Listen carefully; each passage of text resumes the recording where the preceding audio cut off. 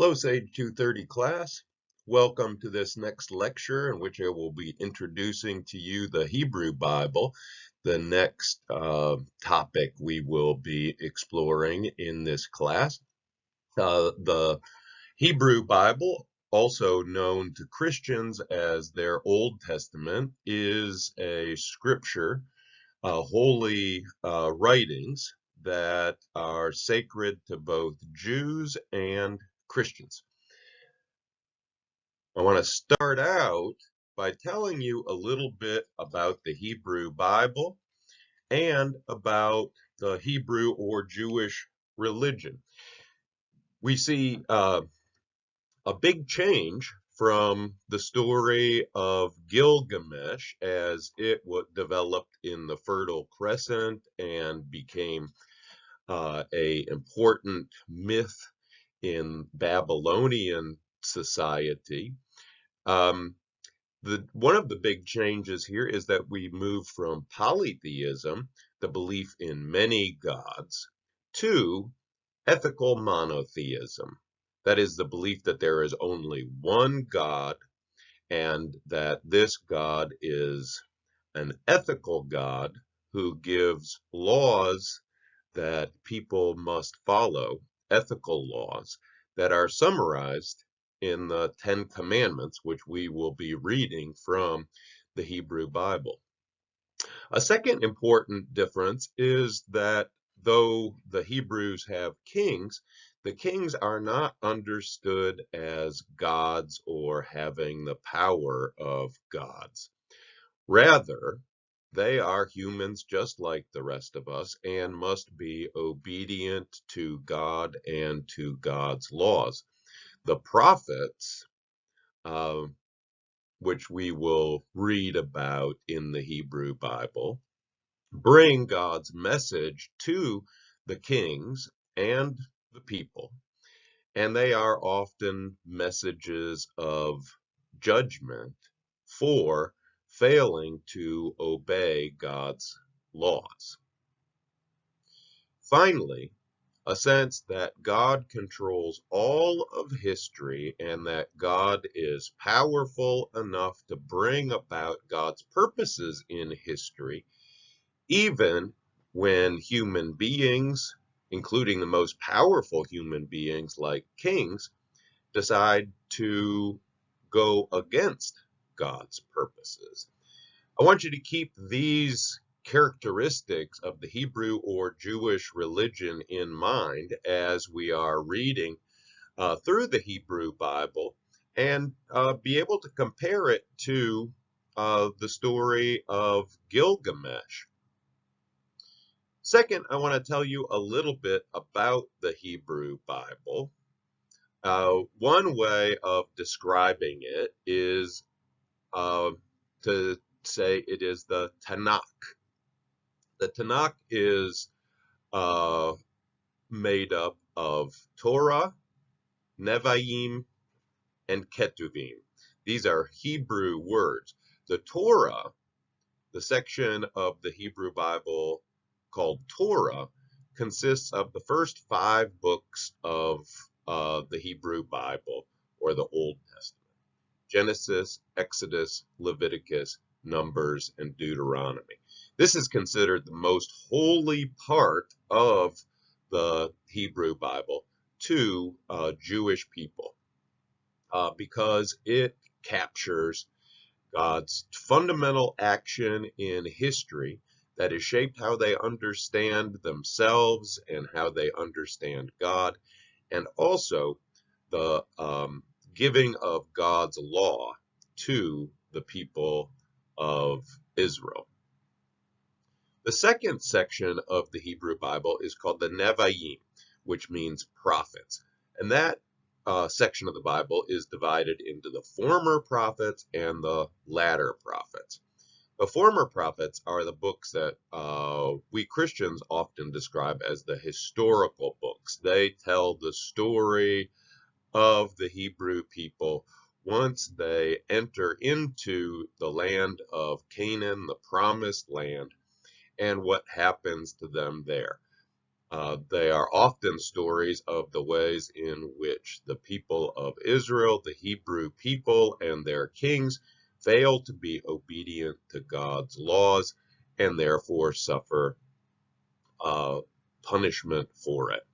But always in the background is God's continuing promise and faithfulness to the people, to bring them to uh, uh, their ultimate um, their ultimate uh, end or purpose, which is to be the people of God. The latter prophets are made up. Include the writings of particular historical prophets in different historical time periods. Prophets like Isaiah and Jeremiah and Amos and Malachi and a variety of others. Unfortunately, we're not going to get a chance to look at those very much or the historical context within which they took place. But they make up a significant portion of the Hebrew Bible. And the last section is the Ketuvim, which simply means writings. And that's a collection of various kinds of writings like the Psalms, which were songs and poetry used in Hebrew worship. Proverbs, which is a collection of wise sayings. Ecclesiastes, the Song of Solomon, and so forth. All the things basically that don't fall into either Torah or Nevi'im. So, most important, most holy section of the Bible is the Torah. Then comes the Nevi'im, the prophets, and finally the Ketuvim. Next, I want to put the Hebrew Bible and the story of the Jewish or Hebrew people in a little bit of historical context for you all. Here we see a little timeline that shows the time that Gilgamesh ruled Uruk, about 2750 BCE, that is before the Christian era, and the time that the Epic of Gilgamesh was written down, which was about 2100 BCE. The very beginning of the story of the Hebrew people begins with the call of Abram. He lived in the city of Ur, which was right near Uruk. God calls him to leave his land and his family and to go to a land that God will show him. And Abraham does that. Abram is the father of the Jewish people. Christians also consider Abram the father of their faith, because their faith comes to them through the Jewish people. And finally, Muslims also trace their lineage back to Abram. So the three Western monotheistic faiths, Judaism, Christianity, and Islam, all trace their heritage back to Abram, who lived in Ur, a city near Uruk, and who left Ur to follow God's promises. The next really important event in the Hebrew timeline is the liberation from slavery in Egypt. The Hebrews ended up as slaves in Egypt, and the great act that they trace their lineage back to, through which they understand themselves and who they are, and understand God and what God is like, is that God set them free from slavery in Egypt, gave them God's law on Mount Sinai, and settled them in the promised land, which I will show you on a map in a moment. The next big event is kingship, the development of kingship in Israel, which happens around 1000 BCE. The second king of Israel is King David, who is looked back to as the greatest king Israel ever had. And his son Solomon, who ruled after him and built the temple and was known for his great wisdom. After Solomon, there was a civil war, and Israel was divided into the larger kingdom of Israel and the smaller kingdom of Judah.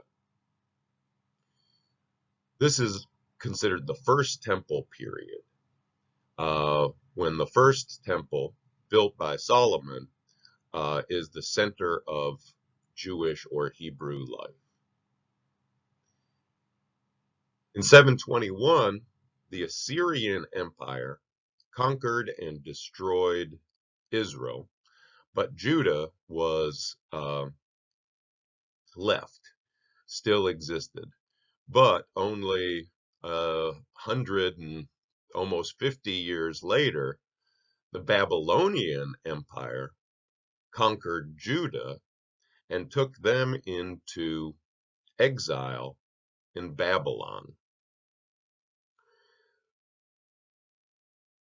Some 40 years later, King Cyrus of Persia conquered Babylon and set the people of Judah free to return to the land of Judah, and allowed them to rebuild the temple, which had been destroyed when the Babylonians conquered them.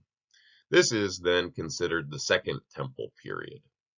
It is the period when the Hebrew Bible, or the Tanakh, was compiled from a variety of writings that were all collected together.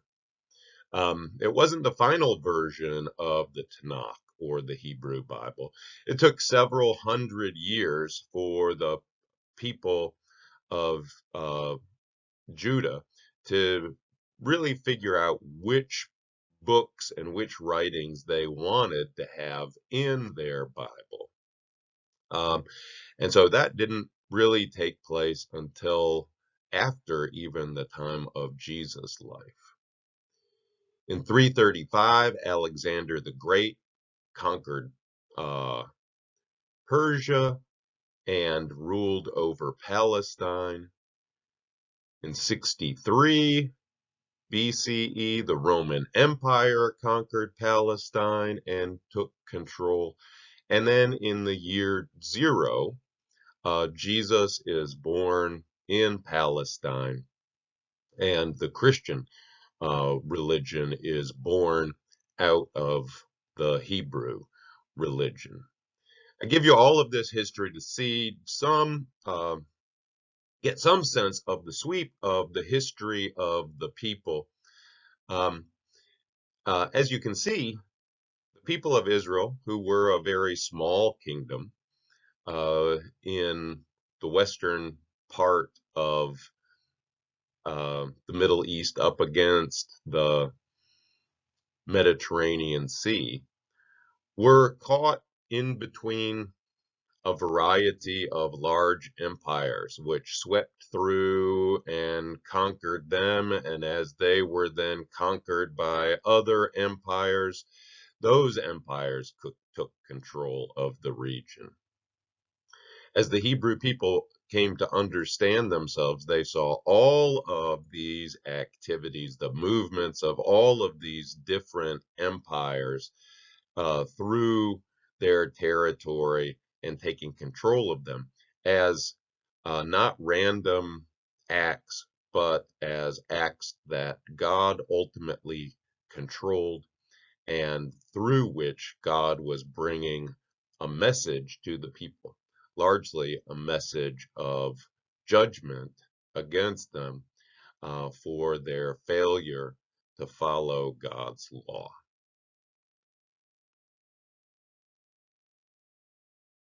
Next, I give you just a little map here. This is the same map we looked at for Gilgamesh, and I want you to see where Uruk is, right here, and then where Ur is, the city that Abraham came from. I also want you to pay attention to the whole Mesopotamian region, where you will see the Assyrians,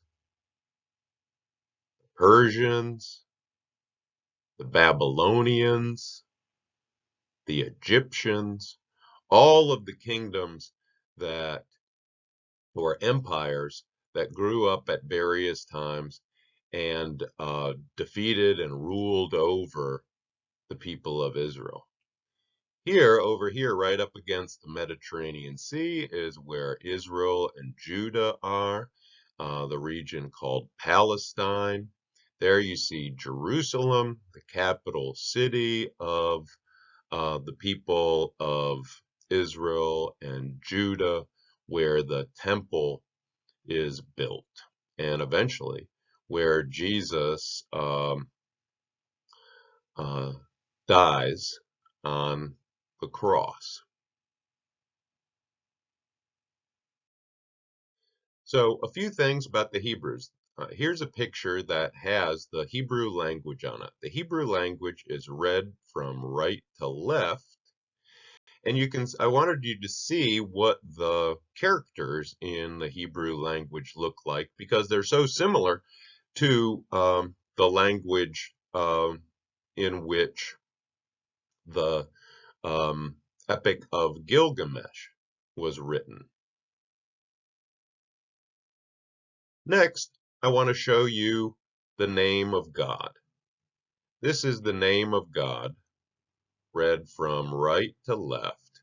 The name of God is Yahweh, as you'll see written right there. Now, the Hebrew religion doesn't have any way of writing vowels. And so this is the literal transliteration of the name of God, Yahweh. If you put in the vowels, it looks like this, Yahweh. And perhaps you have heard God called Jehovah before. Well, the name Jehovah is a mistranslation of the name of God. It got the vowels wrong. You can see this would be Yahweh if they got the vowels right, but they didn't. So Jehovah is simply a mistranslation of the name of God, which is Yahweh.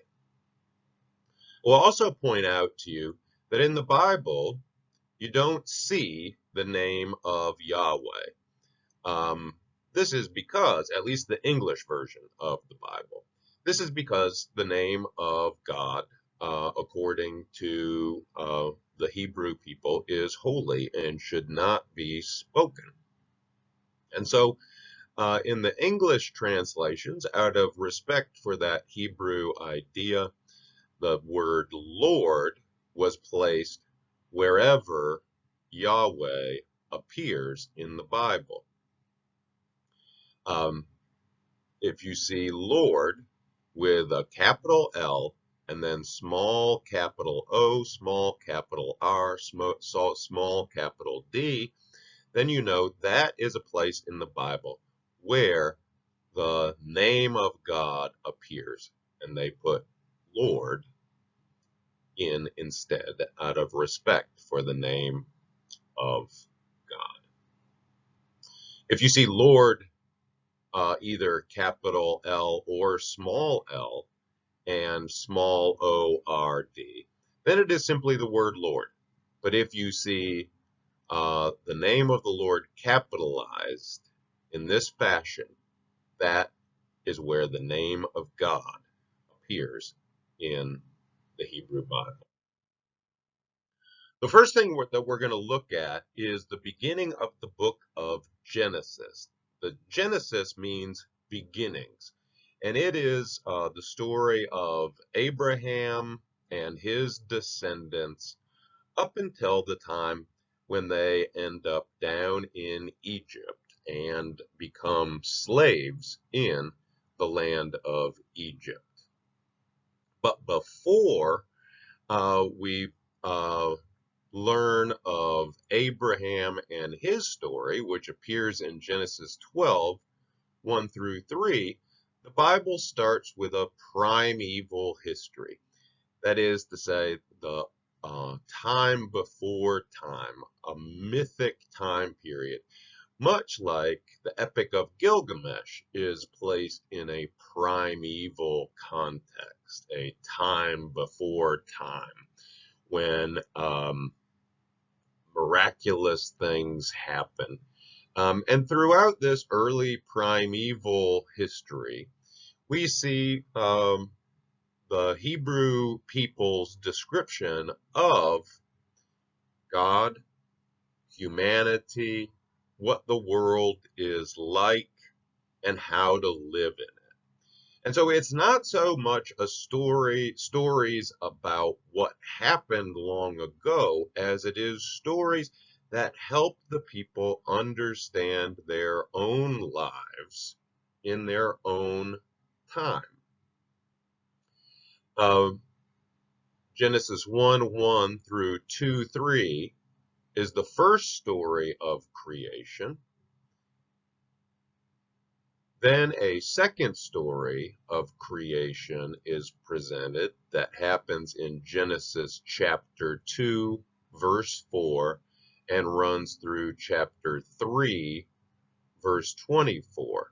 So a little lesson on how to find the proper scriptures if you need to find them.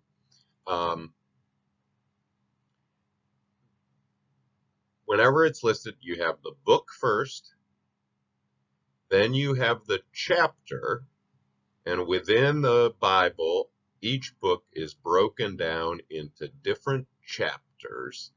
And then there's a colon, and then the verse. And each chapter is broken down into a number of verses. You see something like this, Genesis 1:1 through 2:3, it means Genesis chapter 1, verse 1 through Genesis chapter 2, verse 3. Okay, so we're going to look at these first 12 chapters of Genesis that tell the story of human existence in the world, that ends with the call of Abraham and the beginning of the Hebrew people and their story. Before we start talking about Genesis 1 through 12, I want to tell you a little bit about the Enuma Elish, which is the Babylonian creation story.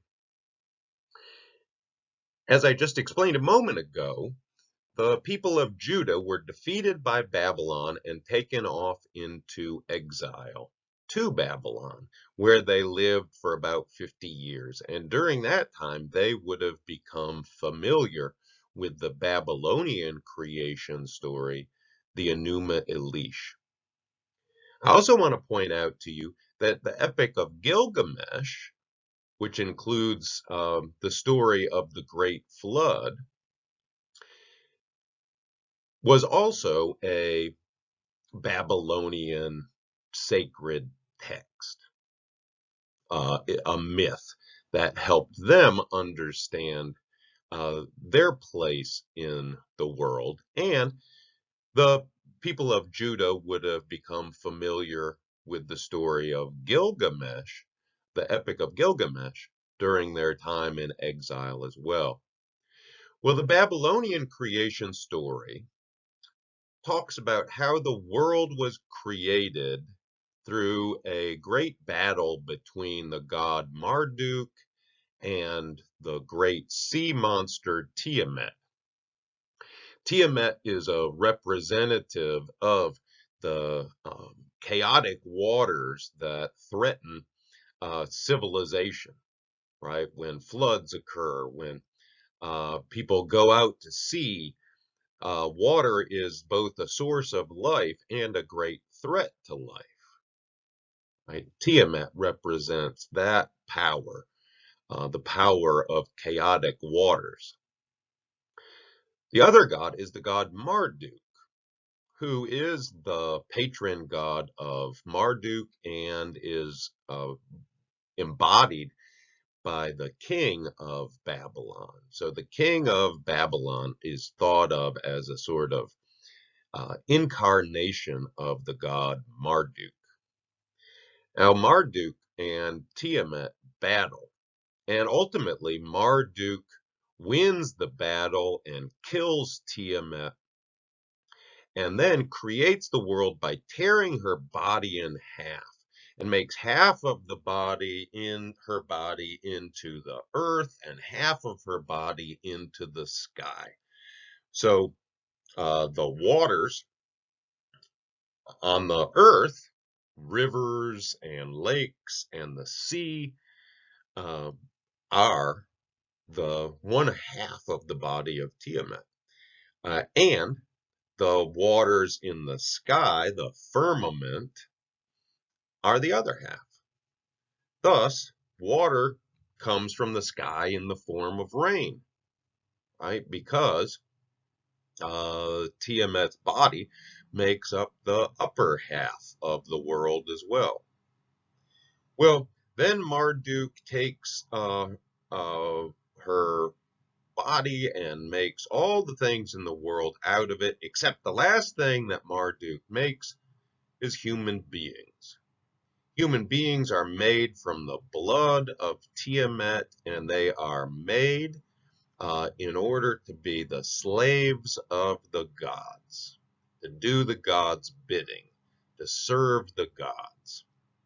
So this is the picture of the world according to the Babylonian creation myth, the Enuma Elish. That is to say, the universe is born in violence, and human beings live in the world for no other purpose than to be the slaves of the gods, to do the gods' bidding, which includes the king of Babylon himself, who is the representative of Marduk. It is a fairly uh, unpleasant view of the world, a place of violence and enslavement. Now, having talked about the Enuma Elish, I want to talk about the first creation story found in the Bible.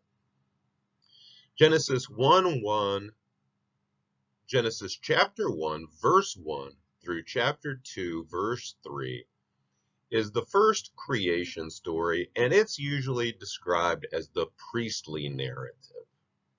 And it was written by the Hebrew people during or shortly after the Babylonian captivity.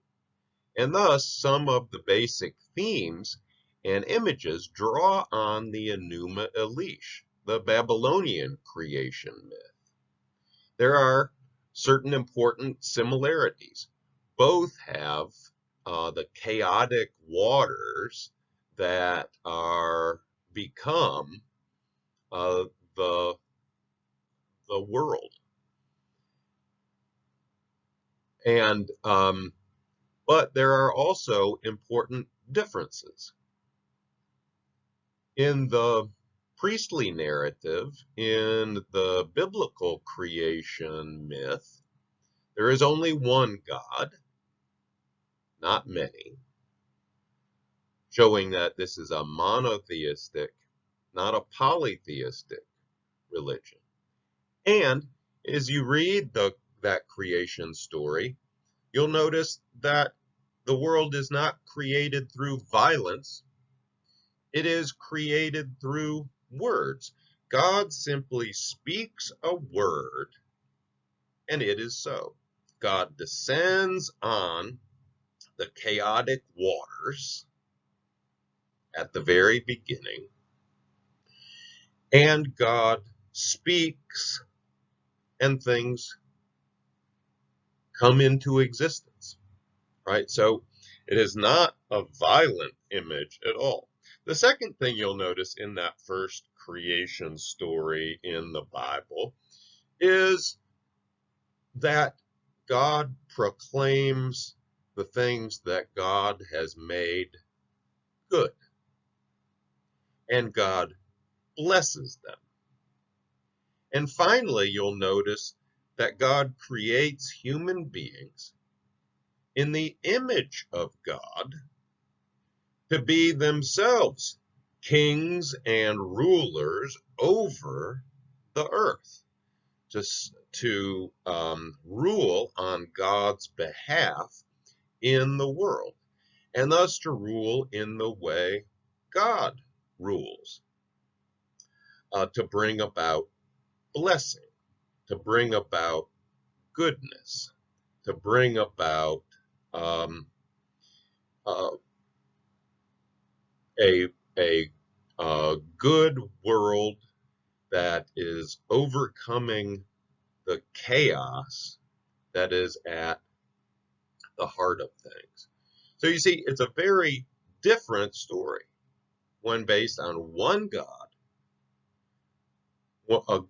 a God who does not create through violence, but creates through words, and who makes human beings not to be God's slaves or servants, but to be God's partners in ruling over the creation and blessing it.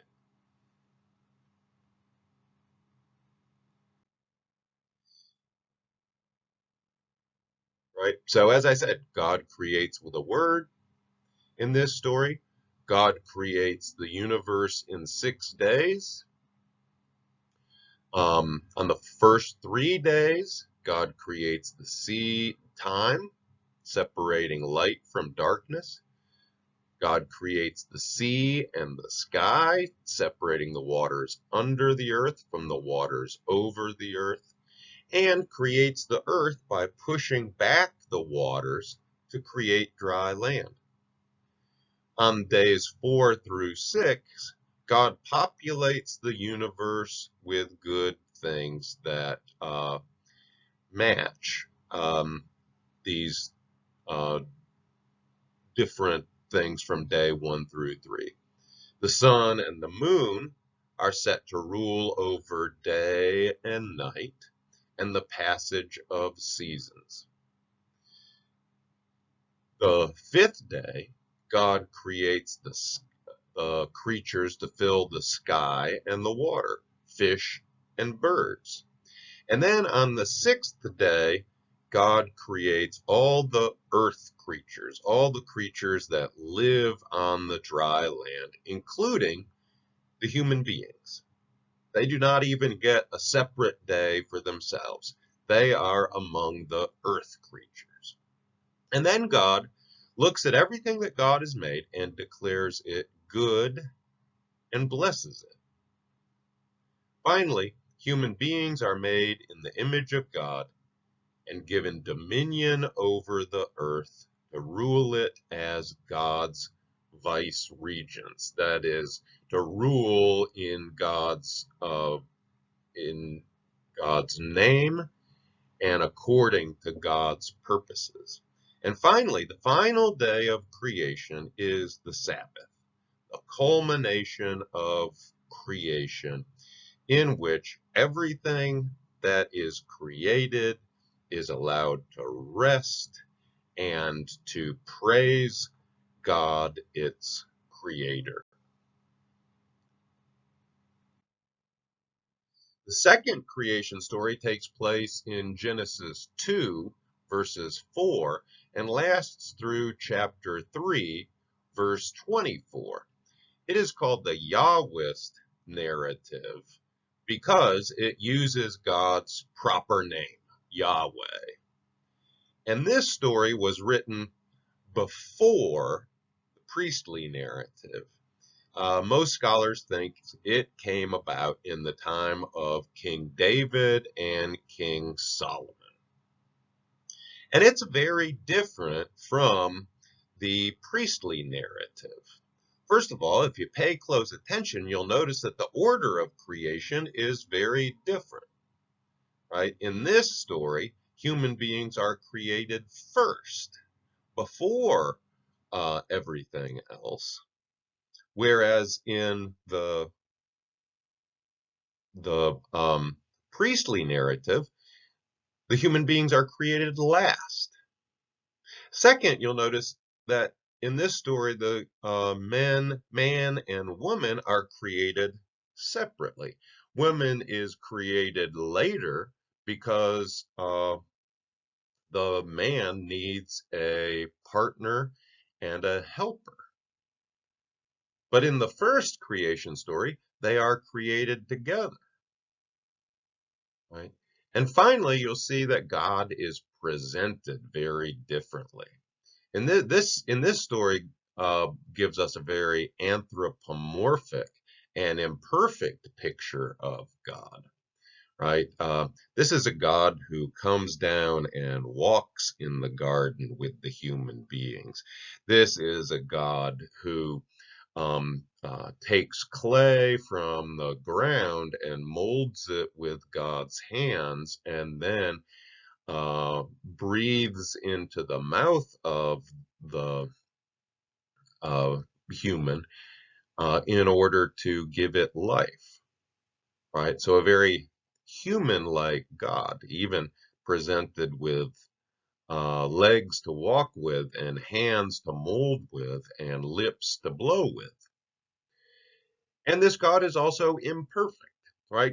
This God sort of creates through experimentation, not really knowing how things are going to turn out.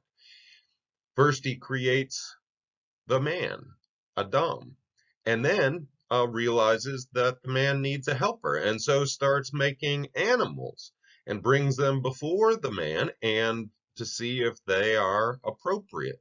But none of them are. So in the end, God makes another uh, plan and creates woman.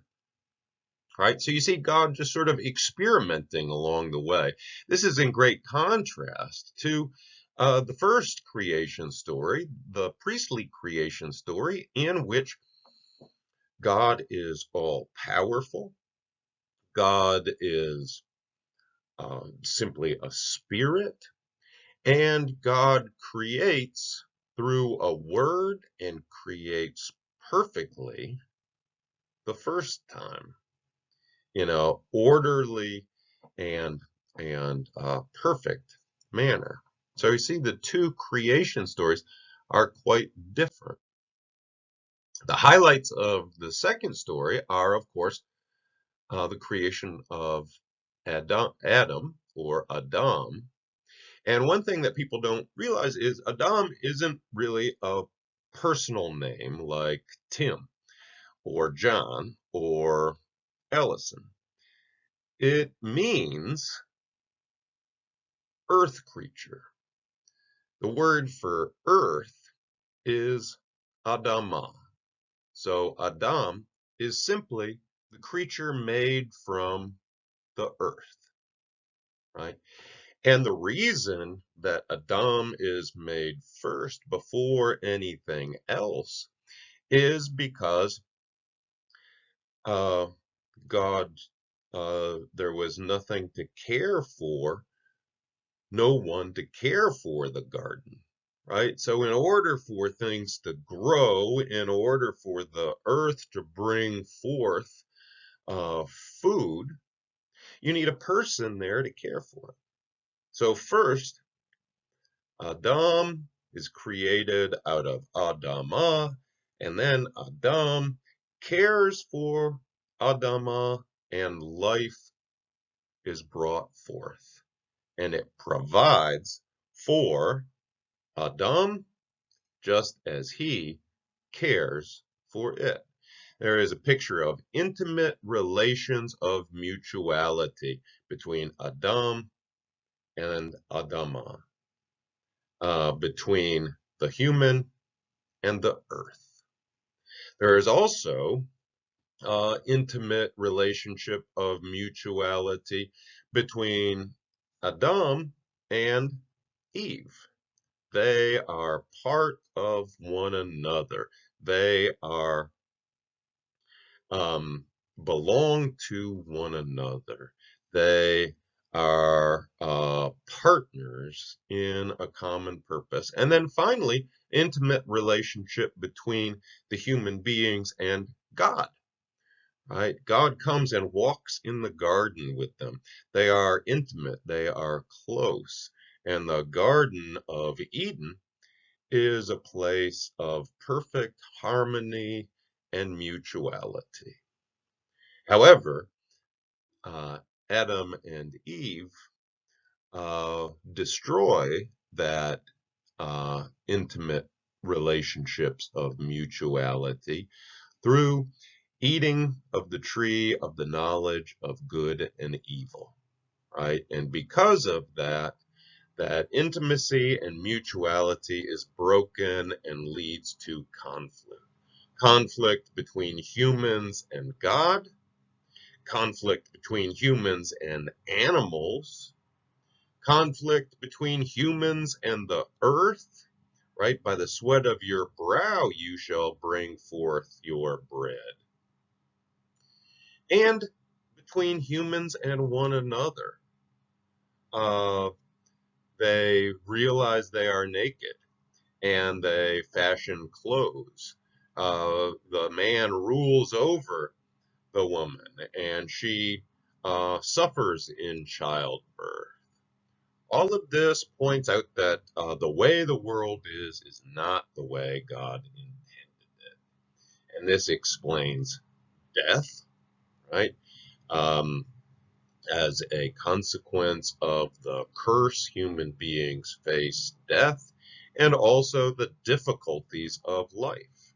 Difficulties that God did not intend for people.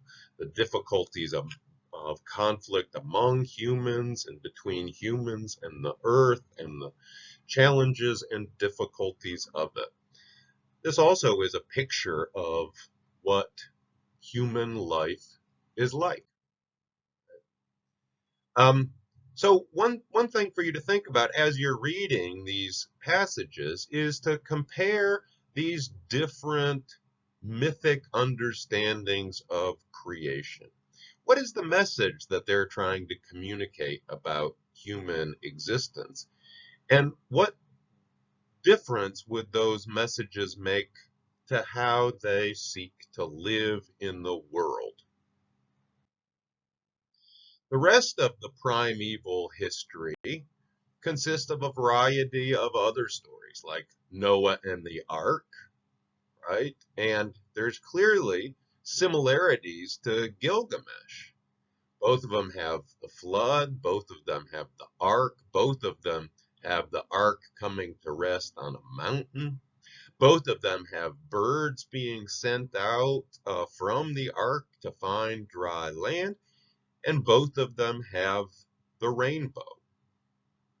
But there are also differences as well. For example, the flood is a punishment for human sinfulness in the Hebrew Bible. And there's, of course, a different mountain that the ark comes to rest on, and a different description of the rainbow, which comes in both stories as a sign that God or the gods will not destroy the earth with a flood again. And I have you read and compare those stories as we read through this first 12 chapters of Genesis. You also see Genesis 11 is the Tower of Babel.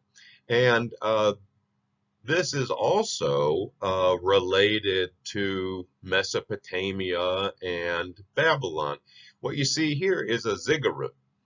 It is a holy tower or temple that is meant to tie the earth to heaven. And in the Tower of Babel, that's exactly what the people of the earth were doing. They were trying to build a tower up to heaven like this ziggurat. What the Tower of Babel does is it offers an explanation for the world in which the people lived. One, the explanation of cultural diversity. Why do different people speak different languages? And the understanding of sin as the desire to want to be like God.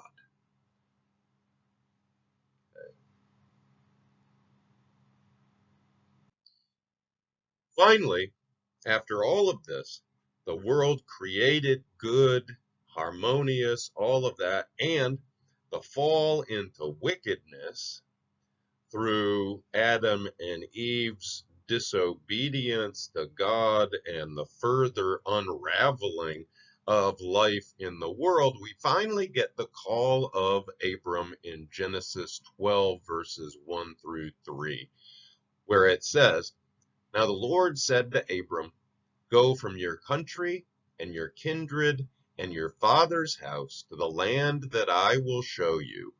And I will make you a great nation, and I will bless you and make your name great, so that you will be a blessing. I will bless those who bless you, and him who dishonors you I will curse, and in you all the families of the earth shall be blessed." Right? So uh, this ending to the primeval history helps the people of Israel understand everything that happens to them, everything that God does for them and through them. And it is that God has not given up on God's intention to bless the world and to have it prosper. Rather, God is going to do that through Abram. God is going to bless Abram, not just for the sake of Abram, but for the sake of the whole world and all people in it. God will bless him and make his name great so that he will be a blessing to others. God will bless him, and in him all the families of the earth shall be blessed. So, in this sense, the people of Israel, the people of Judah, the Hebrew people, the Jews, they see their purpose in the world as carrying out, serving God's overall purpose, which is to bless the whole world and the whole creation. Right? This is a key part of how they understand themselves as the chosen people of God. They are chosen not for special blessing simply, but for a special responsibility, a responsibility to be a blessing in the midst of the world. Um, Now that we have completed this lecture on the Hebrew Bible and this introduction to Genesis 1 through 12, it's time for you to take the quiz and then to read Genesis 1 through 12 yourself. After taking the quiz and reading Genesis 1 through 12, there will be another quiz in which you will answer questions about your reading of Genesis 1 through 12. All right, have a great evening.